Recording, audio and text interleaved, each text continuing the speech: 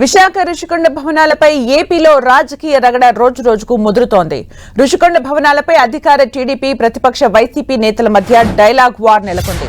రుషికొండ భవనాల్ని కోట్ల రూపాయల ప్రజాధనాన్ని వినియోగించి అనవసరంగా నిర్మించారని టీడీపీ విపక్ష వైసీపీపై ఆరోపణలు చేస్తోంది.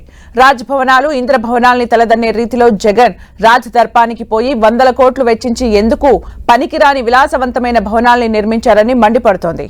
రుషికొండ భవనాలను నిన్న మాజీ మంత్రి గంటా శ్రీనివాసరావు పరిశీలించారు. టీడీపీ నేతలు స్థానిక ప్రజా ప్రతినిధులతో కలిసి రుషికొండ ప్రభుత్వ భవనాల్లో కలియ తిరిగారు. విశాఖ రుషికొండపై వైసీపీ ప్రభుత్వం అడ్డగోలుగా అక్రమ కట్టడాల్ని కట్టిందని ఎమ్మెల్యే గంటా శ్రీనివాసరావు విమర్శించారు. ఎన్జీటీ ఆదేశాలను సైతం పక్కన పెట్టి నిర్మించిన భవనాలు ఎందుకు ఉపయోగపడతాయో కూడా తెలియడం లేదన్నారు. 500 కోట్ల రూపాయల ప్రజాధనాన్ని దుర్వినియోగం చేశారని మండిపడ్డారు. త్వరలోనే సీఎం చంద్రబాబు విశాఖ పర్యటన అనంతరం దీనిపై తగిన నిర్ణయం తీసుకుంటారని చెప్పారు.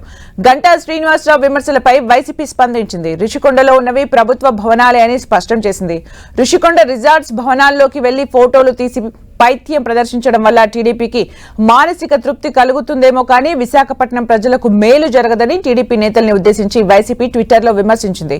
రుషికొండ భవనాలు ఎవరి సొంతం కూడా కావని, విశాఖ నగరానికి గత ప్రభుత్వం ఇచ్చిన ప్రాధాన్యతను దృష్టిలో ఉంచుకొని ఆ భవనాలు నిర్మించారని చెప్పింది.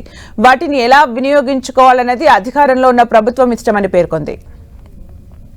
రుషికొండ ప్రభుత్వ కట్టడాలపై వైసీపీపై టీడీపీ నేతలు తప్పుడు ప్రచారం చేస్తున్నారని మాజీ మంత్రి గుడివాడ అమర్నాథ్ మండిపడ్డారు. సీఎం జగన్ సొంత భవనాల్లాగా రాష్ట్ర ప్రజల్ని మభ్యపెట్టే ప్రయత్నం చేస్తున్నారని విమర్శించారు. రుషికొండ భవనాల్లోని వాస్తవాలను ప్రజలు గమనించాలని కోరారు. వైసీపీపై అసత్య ప్రచారం మాని ప్రారంభించిన భవనాల్ని ఎలా ఉపయోగించుకోవాలో ప్రభుత్వం ఆలోచన చేయాలని సూచించారు.